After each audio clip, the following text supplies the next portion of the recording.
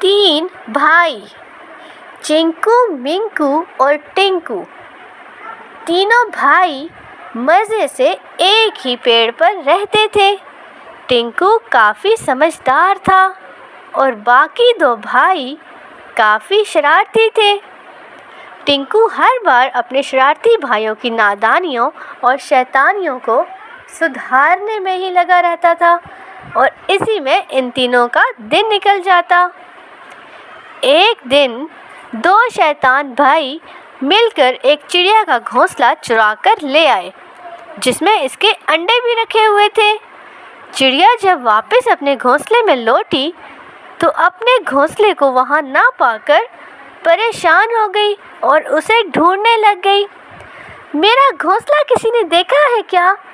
अरे क्या हुआ? कहीं घोंसले के पर तो नहीं निकल आए थे? हो सकता है वो उड़ गया हो। हा हा हा, बड़ा मज़ा आएगा अगर हम उड़ता हुआ घोंसला देखते तो। ये सब बातें टिंकू भी सुन रहा था। वो फौरन बोला, चुप करो तुम दोनों, देख तो रहे हो चिड़िया कितनी परेशान है। तुम दोनों इसे मज़ीद परेशान किए जा रहे हो। अगर इसमें तुम दोनों का हाथ हुआ तो देख लेना मुझसे बुरा कोई ना होगा। चिंकू और मिंकू को लगा इनका भाई हमेशा की तरह बस धमकियां ही दे रहा है और आखिर में उन्हें भाई ही बचाएगा। इसलिए वो दोनों बेफिक्र होकर वहाँ से निकल गए। चिड़िया और टिंकू दोनों मिलकर घोंसले को देखते हैं और ढूंढते रहते हैं। बहुत देर ढूंढने के बाद आखिरकार चिड़िया को घोंसला सही सलामत एक जगह पर पड़ा हुआ मिल ही गया। टिंकू समझ गया कि ये काम इसके शरारती भाइयों का ही है। इसने इन्हें सबक सिखाने की ठान ली और अपने साथ चिड़िया को भी शामिल कर लिया।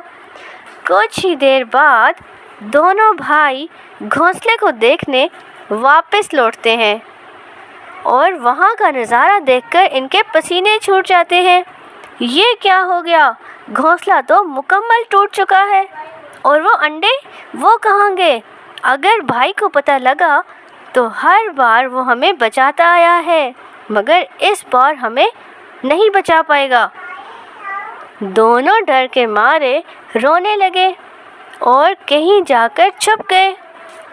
2 दिन तक वो भूखे प्यासे एक ही जगह पर छुपे रहे और आखिरकार अपनी भूख प्यास से तंग आकर उन्होंने हार मान ली और उन्होंने सोचा ऐसा करते हैं, अपने घर लौट जाते हैं और अपने भाई टिंकू से माफ़ी मांग लेंगे। ऐसा सोचकर उन्होंने घर जाने का फैसला कर लिया। घर जाते ही उन्होंने अपने भाई को सारी बात बता दी और उससे माफ़ी भी मांग ली और चिड़िया के सामने भी बहुत देर तक रो रो कर गिड़गिड़ाते रहे और माफ़ी भी मांगी। इस तरह चिड़िया को उन पर तरस आ गया और वो टिंकू के पास गई और बोली, टिंकू भैया अब बहुत हो गया, ये दोनों शर्मिंदा हैं, हमें इनको सच्चाई बता देनी चाहिए। इसके बाद चिड़िया का मुस्कुराता चेहरा देखकर दोनों भाई हैरान रह गए। फिर मिंकू ने इनको पूरी बात बताई कि कैसे उन्हें वो घोंसला सही सलामत मिल गया था और सिर्फ उन दोनों को सबक सिखाने के लिए उन्होंने इस घोंसले को तोड़ डाला था। ये सब सुनकर दोनों भाई खूब शर्मिंदा हुए और उन्होंने कसम खाई कि आज के बाद वो ऐसी शैतानी कभी नहीं करेंगे और किसी को नुकसान भी नहीं पहुंचाएंगे।